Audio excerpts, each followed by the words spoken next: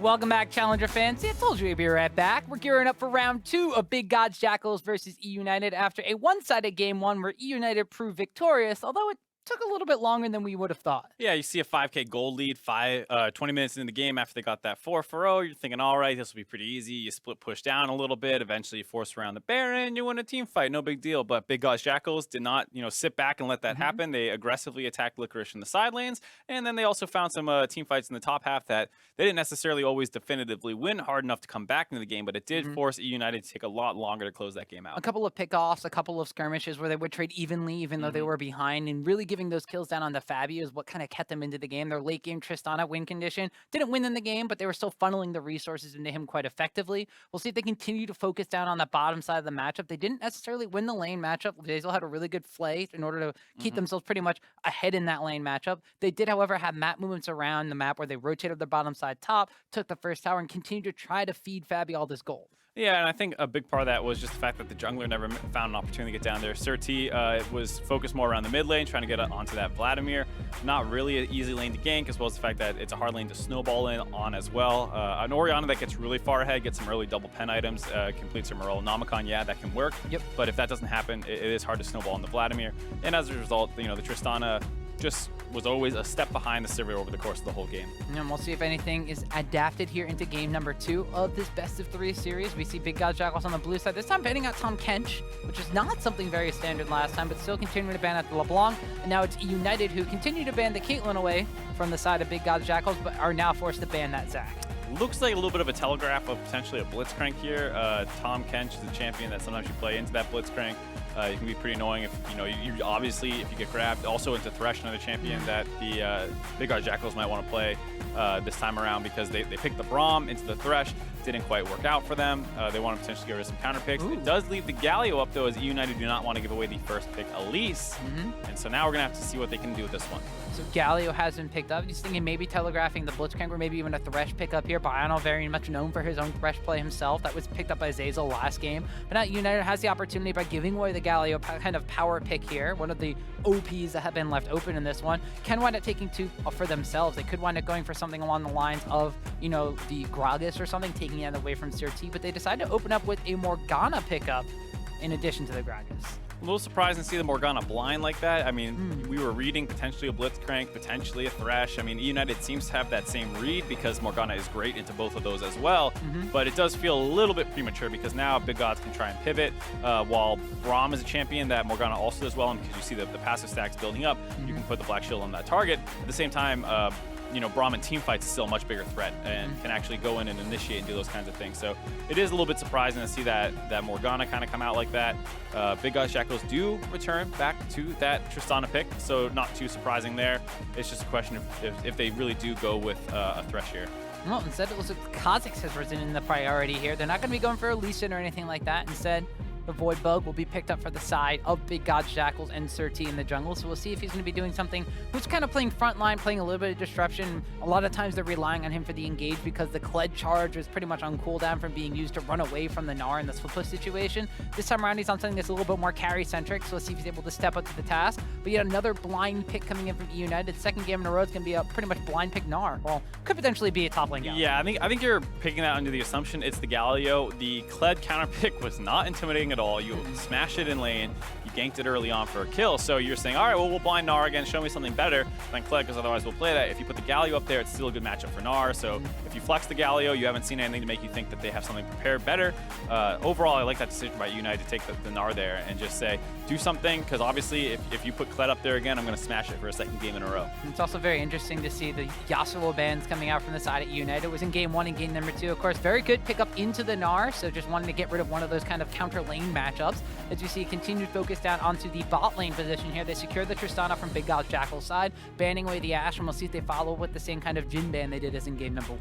And that's the thing is that while the Ashe and Jhin ban didn't, you know, seem to be that huge of a threat given the fact that deftly still had a pretty good game overall. It did limit some of the playmaking that you saw at eUnited. They felt like it was a lot harder for them to close that game out with a Sivir ultimate than it might have been if they had that Varus or that Ashe or that Jhin, one of those instead. So overall, I still kind of like that decision to go back to those bans potentially on the side of big Gods Jackals and force deftly, hopefully onto that Sivir for a second game in a row. And we see a Bard ban coming out from the side of eUnited, so not wanting Baiano to play something that could potentially be a little bit more playmaking. But the Orianna ban is going to be coming in now from the side of big Gods Jackals. They don't want kind of the go-to safe lane matchup for GBM to kind of pick up for himself. Instead, does wind up leaving the Jhin open, does wind up leaving the Varus open. We'll see if eUnited snatches that one up for deftly. It looks like they may be wanting to hover over that Sivir again. It was effective once it survived laning phase last game, and if eUnited think that they're just going to wind up coming out ahead in this game again, they could go for it, but I've been bamboozled, and they switched to a different Shurima champion and gone for the Taliyah instead. eUnited just trolling you, Tom. They want you to go on this little rant about the Sivir. Taliyah, I do like the decision potentially to take the Taliyah here. It's a champion that doesn't have many horribly losing matchups in the mid lane, especially once you get that LeBlanc out of there. Champion that can get a little bit annoying. There's some other ones as well that can get frustrating, like a Cassin, things like that. So you're basically saying big Gods Jackals, if you're going to play that and beat our Taliyah, hats off to you. But in the meantime, in most standard matchups, the Taliyah is just fine, going to go push, and it's a good blind. And eUnited saying, all right, well, we're not exactly sure what they're doing down this bot side here. Maybe we really don't want that Sivir because last time around we talked about the Braum, compared with the Tristana. You don't have two range. You can't abuse that short range Sivir quite as hard. This time around, because the support hasn't been taken, you hold off on that Sivir pick. I like that decision. See what you're going to be up against, and then decide if, yeah, that's really what we want to play. And it is. It is, so they lock it in here, but it's going to be Pekin Woof getting his Corki this time around. It was banned away in game number 1 by eUnited. This time he gets his hands on it against that Taliyah matchup. Haven't seen a lot of this matchup in the Corki and Taliyah 1v1 much myself, but it's a Pekin Woof kind of legacy pick himself, so we'll see if he's able to wind up pushing down onto the Rift against GBM this time around. But compositions have a couple familiar faces in their lineups, but a little bit of a different functionality overall. Big Gods Jackals specifically, they don't necessarily have the same amount of disruption. They have a Thresh hook, which is kind of like their go-to initiation. They have a Galio to follow up if they wind up landing one of those, but pretty much damage coming in across their line. Whereas eUnited, very similar function to game number 1. The Gragas is necessarily a downgrade from the Elise in the early game at least, but still has the potential to gank those lanes early on. And the scary thing for the side of big Gods Jackals is, while I really do like the Corki pick into the Taliyah, champion I forgot to mention during that whole thing is that the Corki will generally outperform the Taliyah in lane. Taliyah is going to have a little bit of an early push, but then it starts getting hard to deal with the trades that tend to go in Corki's favor. The problem I see is that the Galio always works best when you combo it with some other kind of good initiation tool. That's why you see the Jarvan Galio combination do so much to enemy teams. And here, the most he really has to work with is a Kha'Zix jumping in, which is really, really not the best initiation. So you might end up with, you know, you do have double ranged AD carries, well, even though it's a bit of a stretch to call Corki an AD carry. He's a marksman. Marksman, excuse me. Yeah, there you go. The Galio is great defensively as well, but it's really not quite that same of a threat as when you see it used offensively. Well, if at first you don't succeed, then define it again with a subclass. But if we see a couple of trades going down early, just for a bit of vision control around the map, and the Galio Kha'Zix kind of combination with something we saw at MSI that the Gigabyte Marines were using effectively. Even saw a Zed in some of those circumstances, but like you did say, there's no real hard engagement for the Galio to really follow up on, and the engagement opportunities were something that big Gods Jackals were really lacking, especially the fact that they had 2 of them last game, but one of them was constantly used to run away, which was the Kled charge. And this time around, like you said, even less available for them for this initiation. We did see them yesterday. We mentioned they won their series matchup, and a lot of it was with this double marksman kind of composition. They had Caitlyn that time around using the Tristana. So, you know, maybe they can get a little bit of a lead with some of these good matchups more on the bot side of the map, and then they can transition that into a bit of a siege comp and really stop Licorice from being able to split push. There you see a lot of damage coming out. That's a lot of damage to deal with level 1. Definitely does have the Doran shield, but is forced to use his potion already early on. Last time around, he held on to that potion for almost the entire early laning phase. I believe he didn't even use it before he went back for the first time. This time it starts out much worse, and that's one of the advantages we talked about when you have that double range composition. It's much easier to get involved and kind of abuse the short range Sivir. And we also wind up seeing that eUnited's bottom duo was kind of waiting in the brush as close to big Gods Jackals as possible, trying to get a bit of a jump on them, maybe a little bit of some cheese damage, but they were the ones that took the damage themselves as We see level 2 being hit and Baiano landing a hook on a deftly, but they're so far under their tower that Tristana can't even outrange that quite yet. Meanwhile, big Gods Jackals in the mid lane. Pekin Woof on this Corki pickup, going to feel well at home against this Taliyah. We'll see if this matchup winds up being swayed a little bit more in favor from the jungle influence. SirT, as you mentioned, doesn't really have any hard crowd control to commit to any of these ganks, so we may see him kind of gravitate towards this top lane matchup, A, for the fact that Licorice was a big problem, and 2, for the fact that that's one of the only lanes that has CC safe for this bottom lane Thresh. That's one of the things that the Galio can do, is even if you lose the matchup, you can always, of course, use his excellent gank setup. So if you get the Justice Punch into a taunt, something like that, Gnar does have some small ways of outplaying that. If he gets the jump away from the Justice Punch, you're probably going to end up out of range to really get a good taunt off. But if you find an opening to actually get some CC down, Kha'Zix can bring the damage to finish him off. We'll see now. eUnited had picked up that spell shield on Sivir at level 2, so feeling a little bit safer in this lane matchup. Though we see the Thresh hooks being utilized to break that shield, and then having the Morgana black shield trying to absorb as much of the explosive charge damage as possible. Top side of the map, though, Cris, even though he is the melee in this matchup, getting a little bit more of the push advantage coming out from that Winds of War that Galio is going to be able to wave clear with quite effectively against Licorice's Gnar. And we'll see if Cris, now that he's on a bit more of a tank matchup and playing a bit more of a frontline kind of utility role, if he has any more success than he did on the Kled this time around. But now Licorice getting chunked down here by SirT. Thought about going in for that tower, but both of these champions have their flashes available, so SirT just backing away, playing the zoning duties on the Kha'Zix. Really nice chunk, though, because it forces Licorice back to base. He's going to have to teleport in. He's missing XP and CS during this time, not going to get as good of first purchase as he really would have wanted to. And it also, you know, frees up a lot of pressure on this top side, because you'll be able to get this teleport now advantage on the side of Cris, and then that can allow your bot lane to keep playing aggressive, because you know that they can't really gank your bot side if they're going to keep pushing in like they've been doing earlier. And we saw a bit of damage from fabbbyyy going down onto Zeyzal. Top side of the map, we saw on the mini-map just a little bit of a brush camp from Christian SirT, waiting for the teleport for Licorice to come in, but they were unable to really get the jump down on the Gnar as the minions crashed into the tower just a little bit too late, and Gnar sniffed that one out. Bottom side of the map is where Danny is spending most of his time now. He knew that they were SirT up in the top side of the map, so Danny just pillaging the bottom side of the jungle here, getting himself a decent amount of experience and CS advantage. Now SirT is going to make his presence down in the mid lane here, but Danny just shows up to give GBM a little bit of protection. He did want to pop in the ghost, though, from the Taliyah. They're actually able to get a lot of damage on that. Pekin Woof has to burn his heal to try to get out of this one alive, but now SirT, a lot of damage coming out down onto this Kha'Zix onto the Gragas, but had to back away from both sides here. Big Gods Jackals actually coming out with worse for wear. Pekin Woof has to go back to base. Pekin Wolf's going to be forced back. They're going to push in this turret. Cris still getting overall pretty nice trades, really playing the range of that turret quite well. They're surprised to see him not take a turret shot on that trade. Definitely kind of 2v1 in the lane. You don't know where the Morgana is. No vision down the bot side. Zeyzal been out of lane, roaming around a little bit, potentially wanted to join in that mid lane fight before coming back down bottom here. And you see Licorice low again. Looks like Cris might want to try and force a dive by himself.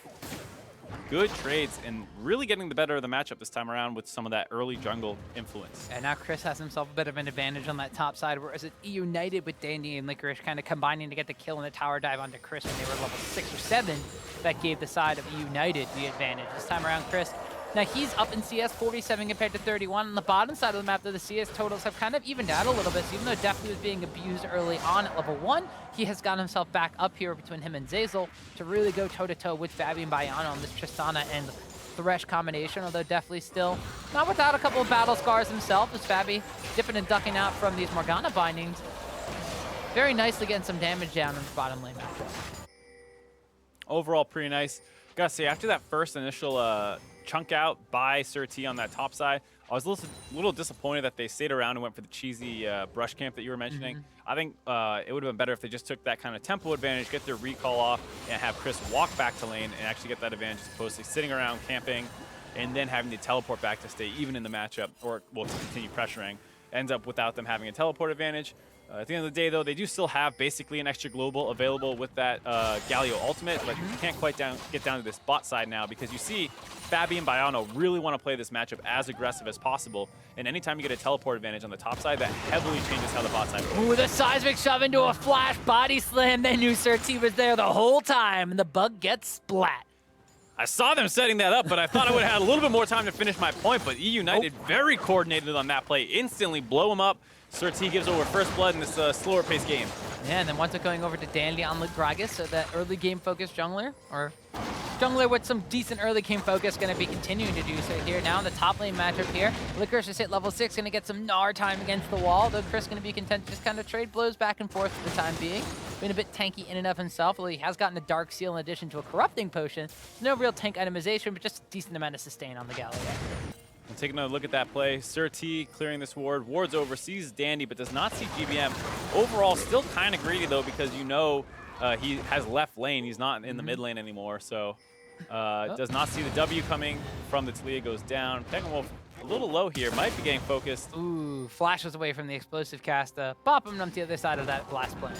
Overall, nice play again out of Dandy, getting more advantages around this mid lane, forcing Pekin to go home. And GBM, unfortunately, has the wave kind of frozen on his side right now. Ideally, he wants to be kind of shoving that one in, but he has no mana to do so. Dandy will steal away the blue buff, though, to ensure that Pekin does not get that really annoying ultimate spam. Well, it's eUnited, although they don't have the advantages that Licorice did in game number 1. They're transitioning that into the mid lane and the jungle now, as Dandy and GBM have gotten some early game advantages.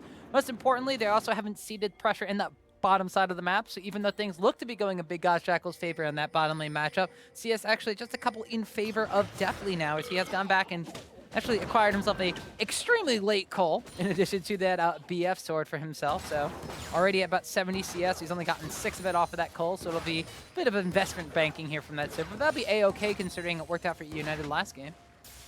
And given the pace of this game so far, you would definitely not say this is a fast-paced game, so you can expect to hopefully continue farming out. Big Gods Jackals do hit a little bit of a power spike here with Corki getting this package. Maybe they can find a place to roam to with it. Your bot lane can push in, maybe make a 4-man play with that Galio ultimate or teleport available. Otherwise, you have to be a little bit scared of this game just kind of stalling out. The Taliyah will eventually find an opportunity to use her ultimate, maybe up to that top side, try and get that Gnar going. Both teams have a couple plays that are going to be available to them. And good thing you mentioned the Corki package. You want to getting used in the mid lane here, just to farm out some minions that was about to expire. But the roaming potential from both of these mid laners is extremely telegraphed from Big Gods Jackals side. As soon as you hear the kind of air raid sirens coming out from the Corki package, you know that he's going to be on the move. Whereas Taliyah, once every 100 or so seconds, she has that Weaver's Wall just kind of collapse down onto somebody. And with the Infernal Drake being available and the Weaver's Wall up, we'll see if eUnited tries to make a play for it on this time around. We did see Zeyzal putting down some wards in the area. Big Gods Jackals don't want to be giving this one up for free. So instead, trying to fight for some vision control of their own, and actually will steal away the Scuttle Crab here, going over to the side of SirT. A lot of focus down vision control in this bot river, knowing that the Infernal Dragon will be a very important objective to pick up for both teams here. Both having a lot of damage, able to use that well. SirT, jungler that can actually use it. Good trade by GBM there, really poking Pekin very, very low and potentially almost getting the solo kill. No flash for Pekin, so he had to play that one very close, but enough chunk damage done that eUnited might be able to actually force down this Infernal Dragon now.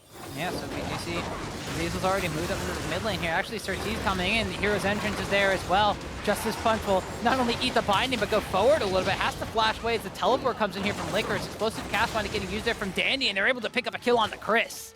A good idea gone wrong. Cris ulted in on the initiating SirT, but after he gets involved there, he actually Justice Punches straight up the lane, which is right where Licorice was teleporting in. Puts himself really, really out of position there.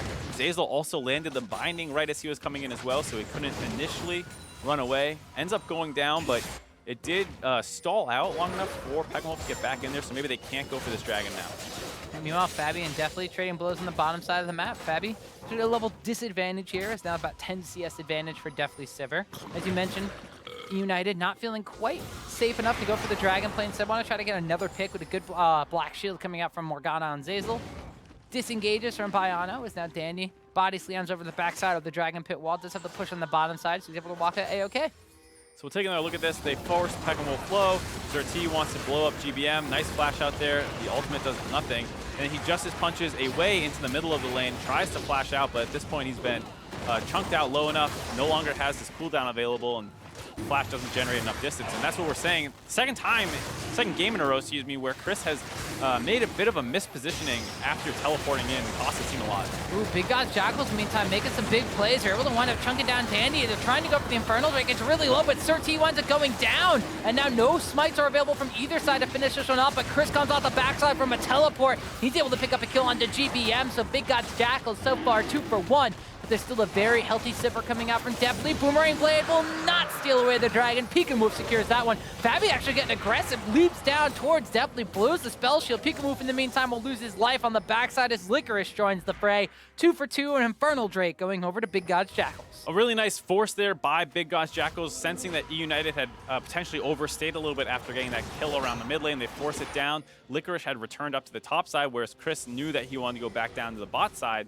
Also having that teleport available coming up very useful, given the fact that he used his ultimate initially in that mid lane engagement. So they're able to use that number advantage for the dragon, but unfortunately Zeyzal is playing out of his mind. Both those kills came off the back of his bindings. Also the first kill in the mid lane was off the back of a Zeyzal binding. So we talk about this guy being a little bit of the unsung hero. Just watch this play where Dandy walks way too far forward and gets blown up right at the start of this.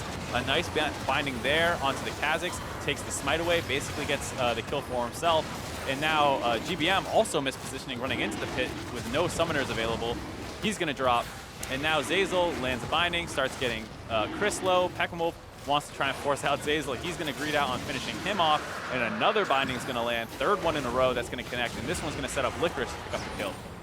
3 for 3 on bindings in these fights. There is Zeyzal. eUnited also off the back of that fight early, get themselves the first tower of the game. So while they lost the Infernal Drake and some scaling late game power, it's almost 3,000 gold in their favor here, crossing the 15-minute mark. This is looking very similar to the way that game number 1 had gone. Of course, there was a fight around the Dragon Pit about 18 minutes that really sealed the deal on the, or at least the advantages for eUnited in that game. Is now big Gods Jackals doing pretty much what they did last time, swapping fabbbyyy around the map, trying to find an open tower for him to be able to push down quite aggressively with this Tristana pick. Though now eUnited are going to be in prime position to try to stop that one. SirT, though, continue to go down on this mid lane here. GBM actually going to get caught out, and Pekin move picks up a kill. So we're talking about the Taliyah matchup starting to get a little bit difficult as the game goes on. Corki bringing a lot of lane control available.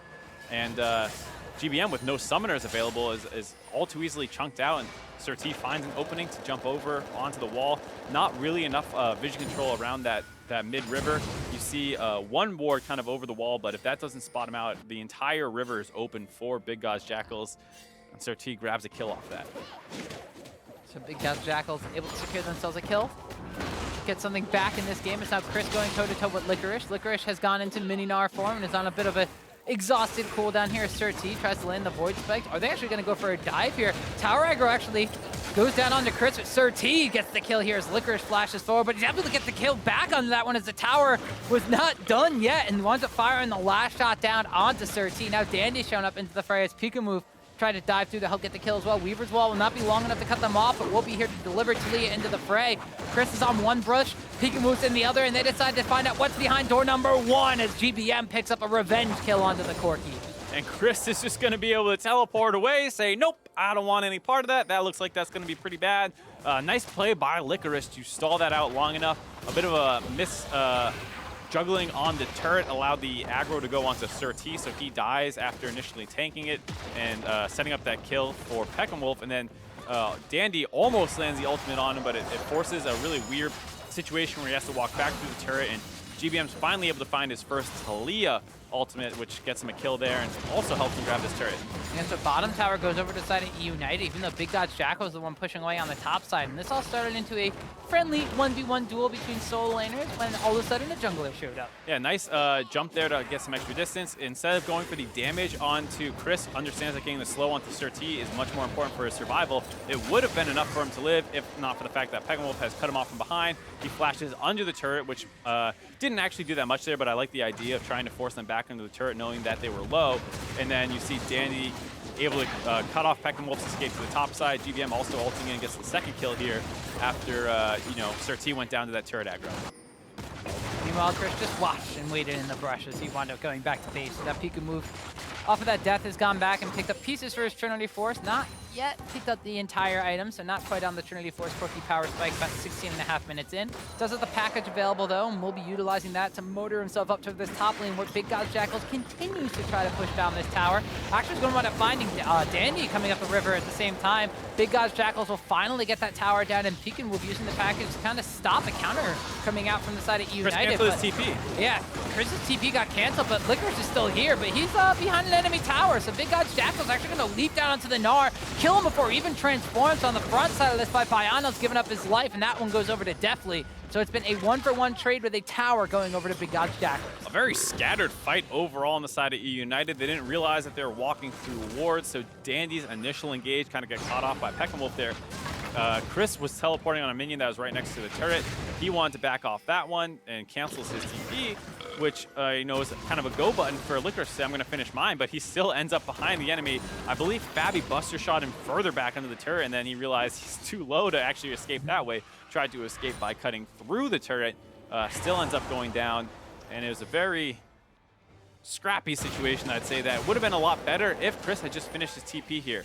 And we saw both teleports being utilized, but the TP from Cris being canceled. And as you mentioned, Big God Jackals, they just, you mentioned there's the buster shot collapsing on the Licorice, knocking him into the tower range. It kind of splits up the fight here as we see a Gnar and a support on opposite sides of the fight going down. Yeah, but there you see how well that fight could have gone if Cris did not cancel his TP. Could have been able to help keep his support alive and potentially set up more kills after they correctly identified Licorice as the big threat to focus down. So a really well-played fight by the 4-man side of Big God Jackals, just missing their frontliner in Cris. Infernal Drake has respawned on the map with the second one of the game here. eUnited are already in position to try to take this one down. Scuttlecrab and Vision Control in their favor. SirT looking to potentially go for a steal here, but an explosive cast over the wall knocks away any sort of attempt. First Drake of the game for eUnited goes over to them. Really smart preemptive barrel there on the side of Danny. Just ult them away. And hold on, Scrappy mid lane. A flash play attempt does not wind up landing. A hook winds up landing down onto GBM, but he is not going to be able to be affected by that thanks to a bit of a black shield coming out from Morgana. But now Big God Jackals, they committed a lot of that, trying to just collapse down into a fight. Let's see if they're able to get any tower damage to compensate for that. Chunking out the Taliyah is pretty nice. She is an easy form of wave clear. Definitely has a lot as well, but does kind of need to step up to do it. Gets forced down a little low. Does end up clearing the wave though. Big God Jackals dropping that turret down below half health. Not quite what you'd want after giving up an Infernal Dragon. Not really, and using the hero's entrance on top of that as well. All right, a lot of playmaking tools down now for both teams. Dandy had a really nice ultimate there. He just preemptively threw that out, knocked SirT away from the wall. You don't need to try and interrupt the jump or anything crazy like that. Just force him away, so he has to really, really hard commit if he wants to try and make it back into the pit, as well as the fact that he timed that well with the dragon getting bursted down by his team. So eUnited getting themselves an Infernal Drake of their own to match that one that Big God Jackals has acquired. As we're now at about 20 minutes into the game, it's not the same 5,000 gold lead for eUnited as we had in game number 1. Instead, it's only a 3,000 gold advantage, so Big God Jackals keeping things a little bit closer this time around. But still, the gold advantage that they want to have on fabbbyyy, despite him being 1-0 and 2, his CS total's not quite matching deftly, and he's actually behind that Sivir in the matchup by about 700 gold. And this time around, Licorice, once again, not 1,000 gold advantage, but 800 in his favor. And Cris, though, going to try to even this up a little bit, but a good flash response from Licorice from the flash taunt coming out from Cris. We have Baiano and SirT coming down here to commit to this fight. And it looks like the Big God Jackals will be able to find themselves a Gnar, but what's going to happen on the top side of the map? There's no Rift Herald available this time. It is a Baron. Instead, they're going to be going down for Pekin Woof. Are they going to be able to pick up a kill on him is a big question. Zeyzal, binding is flashed away by Pekin Woof. Licorice has not been getting much help on the side of eUnited. He keeps getting focused down. We saw it in game 1 with the roams coming in, finishing him off. This time again getting roamed on and killed. And this is a potentially big problem for eUnited if you're looking at how they lost to Gold Coin United yesterday as well, with Solo becoming a monster split push threat. It does feel like, despite how well Licorice plays a lot of these games, the team does not play particularly well around him in terms of setting up with vision, letting him know when people are missing off the map and when he needs to back off and start playing more defensively. Ooh, but fabbbbyy's going to get flash body slam destroyed, definitely with a couple boomerang shots, picks up a kill. Really nice pick off there on the side of eUnited, finding some vision control and getting fabbbyyy down before he could really get out of there. And now they're continuing looking for Baiano was on a ward the whole time. Definitely goes on a killing spree. And even though eUnited might be having trouble giving support to Licorice this game specifically, they're still being able to utilize the pressure that he creates on the map and being able to play around him. So while they may not be directly influencing him this time, he got ganked at level early on in the top lane this time instead of getting the gank to set him up this time around. He's still trading back and forth in these situations, 3, 3, and 0. So while his team might not be giving him the resources to do so, all the praise we give to Licorice is just shining through in the fact he's continuing to kind of take these one-for-one trades for himself. Yeah, overall, he's doing fine. And then you see eUnited, fortunately, finding some opportunities to trade back with some good vision control on the top side of that river. And once again, Zeyzal coming up pretty big with some bindings to set those up. Yeah, so Zeyzal and the 4-man unit of eUnited continuing to make things happen on the map. We saw Cris with a Justice Punch and a taunt, just a little bit of a cheeky interrupt onto the recall coming out from GBM, making him go a bit further back to do so for himself. Another 8 minutes or so have passed, so that means that another package has been picked up by Corki on this bottom side. So now Pekin Woof with a Zeal and Eternity Force for himself, become a bit of a split push menace and deciding to go head toe-to-toe against Licorice on this Gnar. Gonna wind up utilizing the package just to wave clear some minions and get away from the tower aggro being drawn right there. But it does mean that Dandy is coming down to the side of the map as well. So Pekin Woof, realizing that was there because of reward, has to back away. The rest of Big Gods Jackals, though, content to push up in this mid lane. They chunked that tower down to about half HP before after they lost the Infernal Drake, but kind of just going back and forth a little bit. Cris may be looking to try to catch on to Zeyzal here. Did get the Black Shield off, so the Justice Punch won't land, and another binding there from Zeyzal disengages. Very scary, though. Big Gods Jackals have grabbed control of this mid lane. They're using it to influence the side lanes a lot. You saw they were dropping down to that bot lane to stop the potential gank coming in from Dandy and Licorice. Then they swing up to the top side, cut off Zeyzal when he's trying to look for vision control. Overall, they're grouped up, roaming jungler and support, almost finding some opportunities here. Cris even getting involved.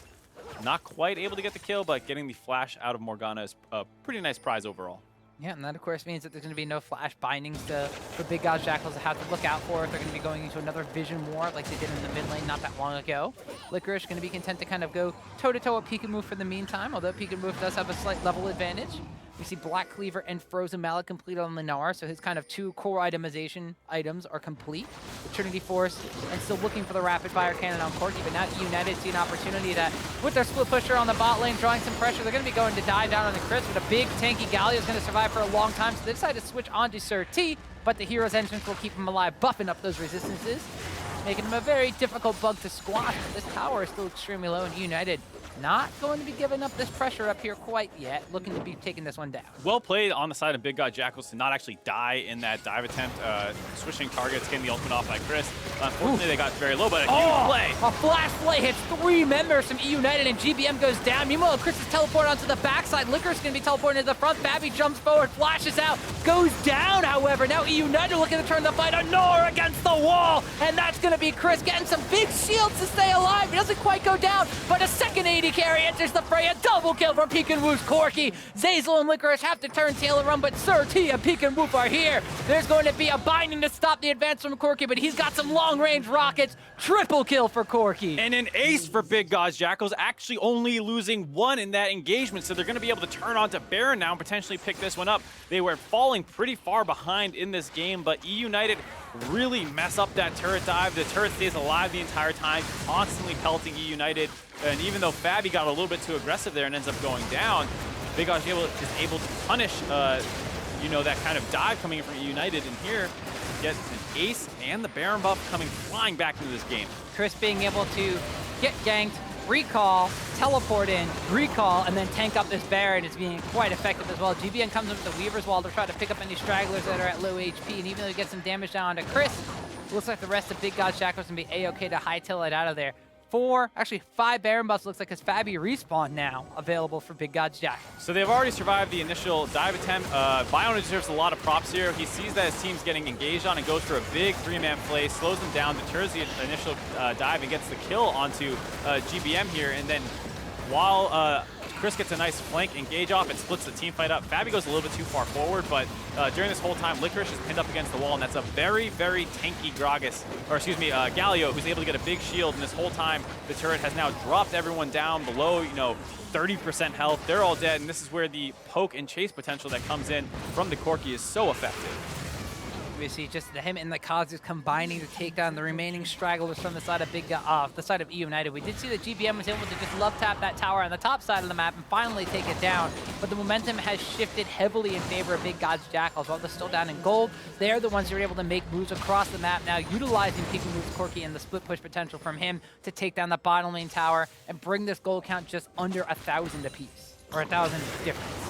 The thing to know, though, is that Big Gods Jackals probably do not win the game outright off this Baron. It's a huge team fight win and objective pickup to make sure that eUnited is not snowballing out this game, but they need to find some more objective share. Breaking the mid lane turret is exactly what they need. Open the map up for themselves to keep being able to push the lanes in even further, get some more global gold back, because you're going to have to win another fight before you win this game, most likely. And you need as much gold as you can get to try and even this out. And they've also opened up the map to a ton of pressure with all the outer towers now going down because of this Baron buff. Gold count pretty much evened up across the board. So eUnited, now we see all those early game advantages they had just kind of slipping away from them ever so slightly. A Mountain Drake has spawned on the map, and with the Baron buff still at about 1 minute and 30, we'll see if Big Gods Jackals utilize that to get the objective on the map, or if they continue to try to push up onto these objectives. All the lanes pretty much pushing in their favor. A large conglomeration of minions on the top side of the map will be pushing for Big Gods Jackals there, and they're close enough to this bottom side that's pushing out against them right now. Just utilize that Baron buff to secure that, so they will be A-okay to push into this Mountain Drake and take that one for themselves. eUnited are not content to walk into the dark of this river here, and will be giving that one up. Conglomeration of minions, huh? Yeah. Corporation. It's like, yeah, it's like they all decided that they're going to meet up at the base, and they're going to go on an excursion into the top lane. Like too many minion conglomerates trying to run the rift, all right? Gotta take it back. As here we see, actually, once again, a nice binding. Chunks out, pick him up a little bit with the help of GBM, but Big God Jackal still sieging down this bottom turret. They do have a really nice siege comp. We talked about before, they ran this with Corki and Caitlyn. Tristana still extremely long-range late-game carry, and with that Mountain Dragon that they just secured, they're going to be able to chip away at these turrets very effectively. Yep. Meanwhile, the union of minions in the top lane continues to push down on that tower, and Licorice in the meantime might be looking for a flank of his own. Baron buff still only has a couple of seconds left available on it, with Kha'Zix having Thunderlords. Could potentially wind up having the Runic Affinity to extend this, so that he might wind up going for the Assassin upgrade, and it does look like that with no more minions in the area and this Baron buff timer ticking down, that Big Gods Jackals might not be able to take the last tower on the bottom side, but they are occupying the time from eUnited long enough for that top lane to be pushing down. As well as the fact that Licorice is now Mega Gnar'd out. It's about to time out, and you know that you are safe during this. As soon as that's out, the engaged threat that was coming in from the flanking Gnar is down. They grab the bottom turret. You mentioned that corporation of top lane minions able to break that on their own. I guess they're more of like a union, huh? The minion LLC I in think the top lane. called it the union. That was really what they are, because they're a bunch of, you know, they're the little guys. They're the blue-collar workers of Summoner's Rift. And they go up there and they go union, you know, they go break that turret down. What do you think is the Bruce Springsteen song of the minion union in the top side? This is way too abstract of a question for me to handle, Tom. He's like the blue-collar musician guy. No, I understand the question. I just meant like I am too simple to answer that. Oh, okay. Well, you're wearing the blue shirt, so I figured you'd get along with this one. You've got a blue collar. I understand, but I think blue collar is not referring to a nice, fashionable blue collar. Meanwhile, Big Gods Jackals on the blue side of this game have been able to finally get themselves a gold lead against eUnited. 11 kills to 10. About 30 minutes into this game, they don't have a Baron buff on their side anymore, but they've opened up the map. They got 5 towers now compared to the 3. They've been able to knock down 2 tier 2s. The only one that's left is that mid lane tower. An Infernal Dragon probably won't spawn for about 4 or 5 minutes still. But now they've gotten themselves some advantages. They have really good vision control all across the top side of the river, even extending down to the bottom side ever so slightly. eUnited are going to have to be a little bit hard-pressed to, you know, push forward into this one. Their Gnar split push hasn't been working out the same as it was in game number 1, and now they're kind of on the deftly plan. Well, and there you see, though, that's a tough plan to really go all in on, as he eats a single auto attack from fabbbyyy, gets dropped down to about half health. That's the struggle that a Sivir kind of has to deal with. Sure, she can sustain up, but it is very hard to walk up and really contest things. Now, Big God Jackals need to understand that they're not super far in the lead now, though their comp probably outscales in 5v5 team fights. That's great, but you don't actually have too sizable of a gold lead that you can start going crazy in team fights and taking anyone. You still need good setup, and sometimes it's hard to know exactly where you are gold value-wise in a game like this, where you were behind the whole time, you ace them, you take a Baron, and then you get a ton of objectives. You probably feel much, much further in the lead than you might actually be. they just need to make sure that they play this cleanly from here on out. I mean, itemization is usually a good indication as to how far ahead you actually are, and because of that Baron buff, we've seen Pekin go from Trinity Force and Zeal straight through to a static shiv in addition to an Infinity Edge. fabbbyy's completed his kind of Energizer build himself with the double Zeal items, Rapid Fire Cannon, Static Shiv, and his Infinity Edge. And across the Rift, we actually see deftly has some good itemization for himself. He's still 3-1-1, and as you mentioned, the plan might be hard to commit to, but he's got some decent itemization for himself. Has the Rapid Fire Cannon to give himself a little extra range, and the double crit item built with the Essence Reaver and the Infinity Edge, so his cooldowns and his wave clear will be there, but a Baron buff is going to be difficult to contest with, which will be up in about 30 more seconds. Yeah, you see both teams recalling, trying to get back on the map right now. Big Gods Jackals a little bit ahead, given the fact that they have some vision control already set up in this top river. Gonna try and get that one again, and they have about a minute and a half to try and force this Baron down as best they can, because after that you have the trade potential coming in with the Infernal Dragon. Obviously you want that Baron buff, but you want to be able to make sure you can get in a situation where your opponent is getting nothing in return. EUN in the meantime have been fighting the vision war against Big Gods Jackals. Top side of the map of the Baron pit still pretty much in Big Gods Jackals controls. EUnited are going to be moving in as a unit of 4 or 5 just to try to contest this vision control, knowing that Big Gods Jackals at this point in time with the double marksman composition can rush down for that Baron. They have the tank from Cris to just kind of sit there and be a-okay to tank it up for a while. 8 stacks on his Dark Steel is nothing to really shrug a shoulder at either. Has a Frozen Heart and this Sunfire Cape picked up in addition to the Adaptive Helm. And Big God Jackals, they have a really good opportunity to just melt this. You mentioned the double AD carry, but they also have that Mountain Dragon in. eUnited has to be very careful when they send Licorice down to this bot side that they give up complete vision control, make it impossible to actually go up and contest that Baron. Big God Jackals doing a really good job pushing in these minion waves and forcing things.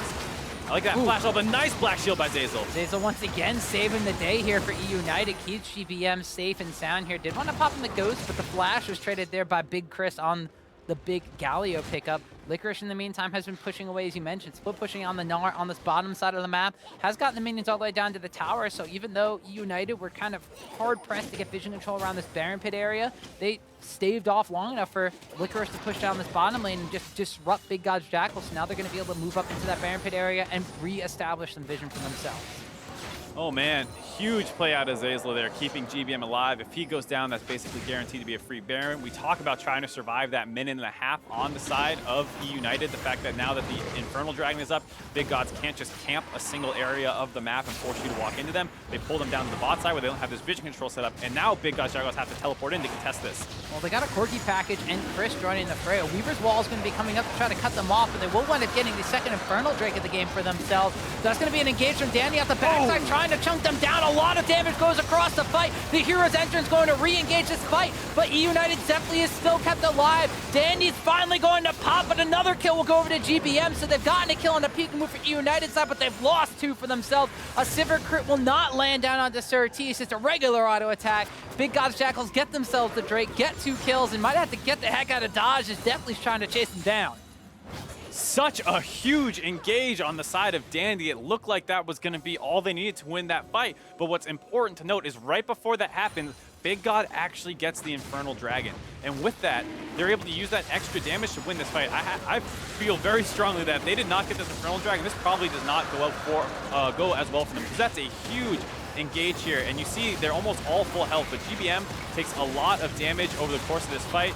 Wolf opens up onto him, gets him low. Licorice is low as well, doesn't really find a good opening to get his ultimate off.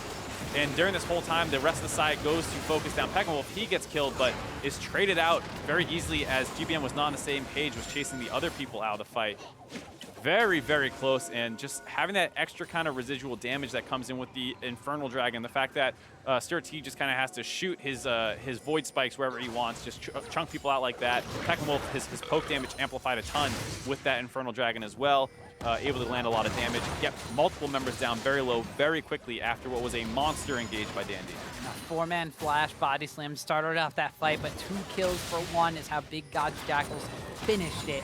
So while they have themselves now still about only a couple hundred gold advantage. I mean, it's not even so much of an advantage at this point as much as the gold counts are pretty much even. The itemization of the gold differences on a basically a character-by-character basis will really make or break who comes out ahead in the next fight. fabbbyyy still about 1,000 gold behind his counterpart in deftly. The top lane matchup is pretty much all but evened out as far as gold counts go. And the mid lane matchup, Pekin on a signature pick of his own, this Corki, coming into his own this game, about 1,000, actually almost, 1,000 or so gold ahead of his counterpart in GBM. So now you have pretty much two very powerful marksman carries on the side of Big Gods Jackals, and then deftly, who if he's able to be untouched in the fight and protected, will be able to just ricochet crit himself through a huge team fight. Uh-oh, though, Pekin, as singing his praises, might have caught himself out of position here. GBM cuts him off. Doesn't have a way in. Ooh. Gonna try and win the duel, though. Goes forward, the redemption coming out there as well from Zeyzal, who heal up GBM, but GBM's gonna get a kill onto Pekin with a flash forward from SirT. Will go on a killing spree, hop, skips, and jumps himself out of there. Hit level 17, got the evolve win. I'm not quite sure what GBM was doing there. He cut off the escape of Pekin right away, but then he kept the wall up, stopping Dandy from being able to get involved in that fight, cutting his own support off from, really making that an odd man fight. So it ends up in a duel situation, which he's still able to win with Zeyzal's clutch redemption, but it bought so much time that SirT was able to make his way up there, and then with the reset potential coming in from the Kha'Zix, sneaks in there, gets the kill, hops out, ends up a 1-for-1 in what could have been a disastrous situation for Big Gods Jackals. Meanwhile, Big Cris, this big tanky Galio going toe-to-toe with Licorice. You mentioned the gold counts evened up, making that pretty much an even fight. And as you mentioned, the Weaver's Wall here from GBM was really great to cut off the escape from Pekin, but Dandy can't get in. Yeah, you can break this wall at any point. You see that. He's trying to get in. Oh, even body slam, but it gets blocked by the minions. Right, so this is a situation where you want to cut off the escape of the Corki, of course, but once you already put yourself in that position, you are effectively a wall as the Taliyah. The Corki is not going to try and run through you into a Gragas as well. So break that wall down, let your teammate get in, and collapse onto that Corki. He basically sets himself up to go down there in that trade. And that was a play that, if it's executed correctly, you might be able to turn that into a Baron. You might turn that into a bottom turret, because they have to contest the Baron with the Galio, who did not have teleport at that time. And it's just a huge blunder on the side of GBM. In a game where he has been struggling pretty hard, getting caught out of position and missing some team fights. Well, as Gnar goes mega, he Gnars back Cris into GBM to try to get some damage down from him, but this Galio with the adaptive film not taking a lot of damage from these Taliyah spells. Winds up having to Justice Punch himself through the Gnar, but now a package just comes in from Corki. They're focusing down on the GBM. The hero's entrance is there as well as Pekin picks up a kill for himself. Now they've kind of cut off the escape of Licorice, but Dandy's coming in, and so is Zeyzal, and this is erupted into a big team fight. Explosive cast there from Dandy tries to separate the fray. Cris and Pekin are very low on the backside, but the rest of the team has joined into this fight. One kill gets there for fabbbyyy, ticking down as Baiano gets the kill there from the Ignite onto Dandy. Big Gods Jackals win the fight and lose no one. A 3-for-0 on the side of Big Gods Jackals, once again coming off the back of some small mistakes out of eUnited. They drop down a ton of damage trying to focus down to Cris, unable to actually find that kill. Pekin is able to fly in with that package that he's just picked up. And you see just some miss skills here. The minefield that Taliyah puts down is not actually in range to proc any of those once he gets the pushback in. So they miss a bunch of damage on the initial engage. And then here comes Pekin, able to open up onto GBM right away, pops him extremely easy. And then Licorice might be able to turn this with the help of Dandy, but no CC available for Dandy. Ends up ulting them all in random directions. And there, off the back of that fight, it looks like Big Gods Jackal is going to try and force down this Baron. Melting it down, and it just immediately dies. Kha'Zix isolation damage went up on this patch, actually, and with double Infernal on the mountain, that Baron stood no chance. Yeah, you got double Marksman as well, able to burn that down. And now, we talk about Big Gods Jackals needing a couple more plays to go in their favor before they really have a solid grasp of this game. Well, I would say enough stuff has gone in their favor now. They had that fight to get the second Infernal Dragon. They had that skirmish in the bot lane now to get the Baron, and now they're going to be able to melt down this Elder Dragon as well. So both neutral objectives on their side. And 40 minutes in the game, they're going to probably go for a game-ending push now. Double Infernal, a single Mountain, now an Elder Dragon, and a Baron buff. Everything coming up Big Gods Jackals in this game. And this is a team that is basically locked into 4th place in the Challenger Series. They know that they're going to be going into the Challenger Series playoffs as the last seed, and they could kind of control their destiny here. If they were able to, first off, beat eUnited, it would be a huge upset and would be a huge confidence boost going into a playoff situation that they were very familiar with coming in from last split as well. The exact same position, the exact same seed. They beat eUnited here. That also means that you know, Goldcore and United, who are going up against Delta Fox, if they presumably win that matchup, that forces a tiebreaker between eUnited and Goldcore and United. So not only do you take down the top team a peg, but you show that you can go toe-to-toe with the top 2 seeds that made it to the promotion tournament last year, or last split. And on the side of eUnited, you go 0-2 on the last week of the regular season, 1 against your rival in GCU, and 1 against what should be the weakest team in playoffs, obviously trending downward potentially at the end of the season. Yeah, but it looks like Big Gods Jackals here going for a push. They're able to take down that tower. Lickety split as eUnited are just forced to run in all directions here, trying to defend against this inhibitor. Licorice on the verge of turning Mega, getting pretty angry. He's not quite there to transform yet. Big Gods Jackals in the meantime. Elder Dragon Burn still on them. Baron buff still taken away as well. They're finally able to force down that mid lane inhibitor, and eUnited see this game slowly slipping away from their grasp. Really hard time to find an opening on Big Gods Jackals. Not only are they double marksmen, but those are 2 pretty mobile marksmen on their side, as well as having a big front line available with Cris grouped up there. eUnited needs to find some kind of flank, knock one of these priority targets back into your team right away, blow them up, and then hopefully you can win this fight. But it gets harder and harder as more objectives go in Big God Jackal's favor, as well as the fact that you are now having to deal with super creeps charging down the mid lane. There's about a minute left on this Baron buff as well, so with super creeps in the mid lane and a Baron buff minions on the bottom side, Big Gods Jackals going to be looking to cut people off. They actually chunked Dandy out just by fabbbyyy himself. In the meantime, they have their second marksman here in Pekin Woof, just content to clear the ways and shove out the minions into this tower. Yeah, but now there's no Gragas ultimate available for just jumping is the only resource you use. Now one of the key initiation tools are down on the side of eUnited, making this siege even easier to go for. Well, there's a Weaver's Wall from GBM just to cut off the minions in that tower, but the Baron buff still active. The Cannon Creep's going to be doing a good job. SirT gets knocked back in with the seismic shove, so Big Gods Jackals take a little bit of damage from that one as they're trying to push their advantages forward. Looks like they are going to have to back away. A nice seismic shove out of GBM saves that bottom turret potentially, buys them a lot of time. Big God Jackals have to reset, and off that, probably going to use the last little bit of their Baron buff here. eUnited, not the end of the world, able to hold on a little bit there. You do lose your mid lane inhibitor, but if you're going to have to lose an inhibitor, that's probably the best one to go down, as you are almost always situated around mid lane in the league. We do see them pushing against that mid lane of super minions they have. Streaming onto this side of the map is eUnited.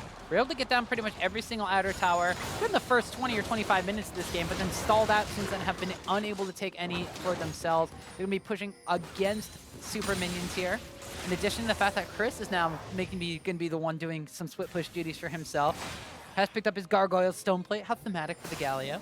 But also picked up an Aegis of the Legion for himself. So with that Stone Plate and potentially Locket combination on an already super tanky champion, it's going to be very difficult to try to close out a fight against Big Gods Jackals if Galio shows up in the middle of it. Yeah, that's the scary thing, is that they are kind of in full protect mode. I'm a little surprised to see only a single Knight's Vow, given the fact that people consider this item to be extremely strong generally, especially in double AD carry compositions.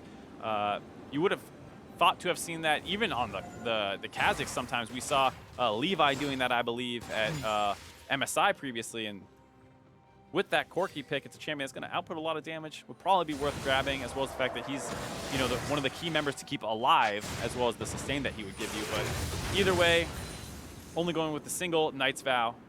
We got the Zeke's Convergence down on Baiano as well, so he's in full active items mode at this point in time, except for the fact that he still has one item slot there for himself. He'll be saving up a couple of control wards in the meantime, as well as Baron buff will be up in about 2 more minutes. Elder Dragon's probably going to be up about 5 more after that because of that.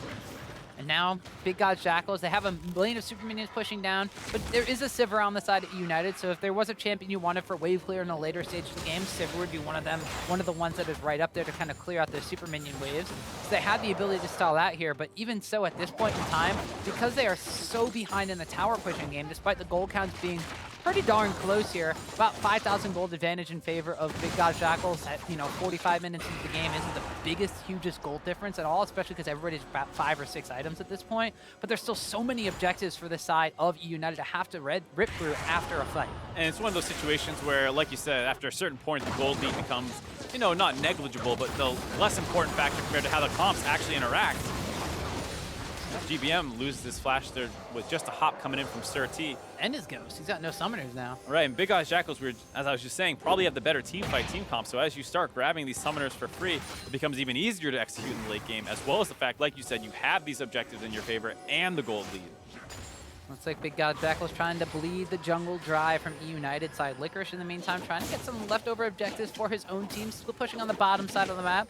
Gnar is still a bit of a menace here, even though we've seen Galio be kind of being able to deal with him, but since eUnited are still the ones kind of having the jump on the split push game here, and Big Gods Jackals the ones responding, Gnar might be able to get that tower down before Cris even winds up showing up to the bottom lane, and he will. A nice little pickup for the side of eUnited, but not the end of the world if you're Big Gods Jackals. They were just a little bit ahead of the play. Baron had not spawned yet, so it was very easy for Licorice to say, all right, I don't need to group up with you guys and help you get vision control quite yet. I'm going to grab this turret, get us a little bit more gold, catch us up a little bit in the game, hopefully. And now, not actually recalling, trying to take the 1v1 with Cris, but like you said, very tanky Galio. This is probably going to be a little bit of a wet noodle fight. Well, he actually does have the red buff on him, which he stole away. We see the Gnar against the wall. He goes into mini Gnar form, and I can't even really see if he's dealing damage to Cris. Oh, there it is, because he has a magic damage shield on. Actually, Gnar dealing a bit of damage here. The Frozen Mallet slows as well. Cris gonna have to kind of turn tail and run, although he wasn't really trying his hardest to fight against the Gnar. The rest of Big Gods Jackals are their 4-member group and trying to jump on the GBM, but SirT just jumps into a wall of pain. Takes a ton of damage as now Gnar's on the backside of this as well. Weaver's Wall from GBM's gonna try to cut off the rest of Big Gods Jackals, but it's the damage dealers on the front line, and they still have Baiano here. He's gonna wind up playing Licorice forward. The box has been set up as well, but Licorice getting that black shield on. He's able to walk through it. A good binding lands from Zeyzal, but a jump away there from fabbbyyy. The explosive cast lands though, and it knocks him back in, and Dandy picks up a kill. Cris winds up going into the back line, and SirT's able to pick up a kill onto GBM. Now it's a tanky Galio against the rest of eUnited. Pekin Woof has showed up on the backside as well. They've lost one marksman, but binding the again. One go. Zeyzal binds. Gnar against the wall, definitely picks up the kill. eUnited are looking to try to win this fight. Big Gods Jackals has to turn tail and run, and somehow eUnited turn this around, win the fight. They're taking down the Galio. No, they're not. Okay. Oh, a hook lands down on the Gnar as well. He's going to try to hop over this one. Mini Gnar's getting in the fray as Sivir picks up yet another kill on the backside. Dandy gets a kill onto SirT, and somehow all of Big Gods Jackals is dead, Mark. 20 seconds until fabbbyyy comes up. They do have a minion wave in this mid lane. They are missing GBM. They might be able to force this game down because fabbbyyy died so early in that fight that the rest of the members are going to be dead for a while. Licorice is teleporting back in. It's going to be on fabbbyyy to either try and clear the minion wave or blow up one of these key members if they can get deftly, but it's going to be very hard. eUnited might have won that game off the back of Zeyzal's 2 clutch bindings. I said it was going to be a hard game to win off of the back of one fight, but it might be eUnited doing it after all. The Mercurial Scimitar got used by fabbbyyy. Both Nexus towers are dead. The Nexus goes down, and eUnited, after an early game lead, are the ones that come from behind to take this series 2-0. I was talking about Zeyzal being a little bit of an unsung hero for this team. Not anymore after that game. He is basically the sole reason that they're able to win. That team fight 100% came off the back that he was able to snipe out fabbbyyy at the start of the fight. Dandy comboed that with an explosive cast. They blow him up, and then after it looked like they were able to stabilize on the side of Big Gods Jackals, another binding from the brush hits onto Pekin Woof and another kill. And with those 2 carries dead, eUnited is able to push down that mid lane and actually end the game. So much follow-up CC was able to land because of those bindings. So Zeyzal once again being a huge, huge point for eUnited. And even though that game ended in a chaotic way in a huge team fight, we had to kind of step back and look at the game as a whole from the beginning, because this was pretty much the eUnited show for the first 20 minutes of the game until Big Gods Jackals is able to win those fights around the Dragon Pit, able to kind of claw themselves back into this one, take a Baron for themselves, and for 30 minutes after that, it looked like that Big Gods Jackals was going to close this out and force game 3. I mean, even that Dragon fight that you're referencing, we talk about the fact that in that fight, Zeyzal hit 3 bindings in a row to set up 2 kills for his team there. So if you track this game, it feels like a lot of stuff did come down to the fact that Zeyzal was playing like an absolute monster. You do have to give a lot of props to Big Gods Jackals, though. The fact that they came back a little bit in game 1, this time around in game 2, you mentioned that huge team fight victory in the top lane that gets them that Baron buff. And after that, they were, for the most part, out executing eUnited every step of the way until that last tragic team fight. Yeah, and actually we have a replay of that last game-ending team fight as well for you guys to just kind of catch up on the chaos that wound up happening. Licorice was split pushing on the bottom lane. He forced out Cris and decided to jump into this fight. They cut off a Weaver's Wall here. There's the damage dealers from the front of Big Gods Jackals in the front, and the rest of the team waiting behind in the back. But fabbbyyy here goes for this really short jump. He wants to just kind of get far enough away that he can come back into the fight and doesn't want to hard commit to jumping completely out of it. As a result, though, still is in range for that follow-up CC to come in from Dandy. He pops extremely early on. It still looks like an okay fight on the side of Big Gods Jackals, though, because Pekin Woof was up on the top side, chunking multiple members out. Cris is still a huge frontline threat, but then here comes the binding, again, sniping out Pekin Woof there, and that's once again another trigger. This time it's for the side of Licorice to hop in and get that follow-up CC. And with those 2 carries dead, that is really the big threat on the side of Big Gods Jackals. They have this double marksman composition. Both marksmen are down, and there's no longer anyone to really deal with deftly. He can basically lifesteal tank any damage coming at him, and it's a chase down onto the rest of the members. Once everyone's dead, it's a 20-second respawn timer, or 30-second before fabbbyyy even comes up, and then he's alone trying to defend against 4 pushing members on the side of eUnited, not able to do that. No, and eUnited, you mentioned, Big Gods Jackals looked like they had the better team fight comp for that game, and eUnited needed some sort of kind of disjointed fight, or the CC to land, so everything kind of just lined up for them perfectly in that game-ending fight. Big Gods Jackals, you mentioned, you gave them props for the ability to come back from the early game deficit, the fact that they were able to secure Barons and push down and take down some of these inhibitors, and it looked like they potentially could take down the #1 seeded team, but they weren't able to seal the deal. They weren't able to close it out, and positioning errors in that last fight specifically were their downfall. So Big Gods Jackals, sure, props to them for getting those advantages back and trying to take control of the game, but they still failed to close out the game and execute in the late game properly. And it does feel kind of bad because there were a lot of like small mistakes that in a lot of situations don't actually cost you that game. You look at the fact that they were a little late getting down to that bot in their turret, the one that Licorice was able to take. Then Cris goes down there. Now that turret's down to a longer lane, he can no longer run under the turret for safety. So he gets kind of chunked out at the start of that fight. After chunking him out, Licorice dips up to the top, or excuse me, to the mid river, and that's where they get that small flank off. And then from there, they're in this really kind of all over the place fight, taking place in multiple fronts. And then after that, unfortunately, Cris cancels his TP. Fabbyy's a little bit out of position, doesn't jump as far back as he really should. The Cris ultimate is not being cast quite yet because they didn't realize the threat level that was going to be coming in just off that binding. Yeah, and of course now, from the outside scope of that game, even though it was super crazy the way it ended, eUnited, with that victory, with that last game-ending team fight, secured themselves a #1 seed coming out of the North American Challenger Series Summer Split. So they will be the #1 seed going into the playoffs, regardless of what GCU does against Delta Fox today. They've lost 1 match in general. They looked a little bit shaky against GCU. Yep. They looked a little bit shaky in game #2 there, but they still have the execution in the late game, or at least they still have the Zeyzal bindings to save them in the late game. Yeah, I mean, if that's going to be your win condition, I'm going to say you might have a hard time in the playoffs, but, you know, every game won't go perfectly. You take your wins where you can get them, and it's important that they close this week out, not on a 0-2. Yeah, and well, for more on that victory, of course, in addition to maybe their thought process in that last team fight, I'd like to welcome Deftly to the broadcast via Skype. Deftly, how's it going? It's going great. It feels good to win too, you know. I was going to say, how's your heart feeling after that last game-ending team fight where things got a little bit hectic? Oh, well, honestly, I wasn't really worried about that entire game, game 2. I knew that we were the better team, so no matter what happens, I think we would have ended up winning. So pretty confident overall as a team. I want to ask you a little bit about Zeyzal, because he's a guy that doesn't receive quite as much attention as a lot of the other members on the side of eUnited. And I think in that game in particular, you saw how important he can be for your team. So talk to me a little bit what it's like laning with him, and then what it's like playing with him out of lane. Laning with Zeyzal, he has his ups, and like I have my downs, you know. But he's usually the one to like control the lane. He's really smart about it. He's more of like the brain to the lane, and I'm more of like the brawn. And then come mid-late, he's like a really loud voice. He's constantly like calling for what we could be doing, what we should be doing, stuff like that. And he's a clutch player, of course. Like, I don't know if you guys remember, but last relegation, he like popped off against Team Liquid.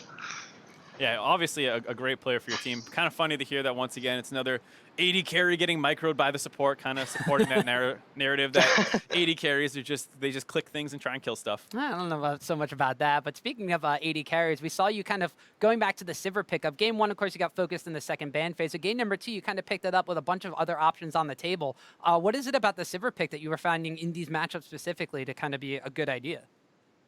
Well, Sivir is like a really good late game champ. We haven't practiced much this week since our Koreans had to go get their visas. We had no internet for a couple days, so we were just thinking, hey, let's just take the game to late game, and it might be easier that way. And also, Sivir into Tristana is a pretty good matchup as long as you spell shield Tristana's E. Yeah, I think it's just a good matchup, and it fitted us well this week. So you guys, as you just said, had some struggles this week. Does that play it all into the loss that you took to GCU yesterday? And I mean, it's obviously kind of the big rival for you guys. It was the finals last time around in spring. So you know, I was going to ask, does this shake your confidence at all? But it sounds like the problems you had this week might have been a big reason for that loss yesterday. Yeah, I think not only was it a confidence issue, it was just like all of our players just being rusty a bit. Like not having internet for a couple days and then just not having scrims all week is pretty rough. With that victory, you guys have secured yourself the #1 spot in the North American Summer Challenger Series. So you're going to be heading into the playoffs as the #1 seed, which means you're going to want to go up against Big Gods Jackals again next week. So tell me about just overall in the playoffs. How are you guys feeling coming into this playoff series compared to the last splits? It's honestly kind of like the same. I think last season we ended our regular season against Big Gods 2-0 as well. And then we happened to 3-0 them in the playoffs, which I think you can see again for this split. All right, looking forward to see that 3-0, big words. Yeah, well, we'll hold you to that one. We'll see how that goes next week. But congratulations this week on the 2-0, and thank you very much for joining us for the interview. Yeah, thank you.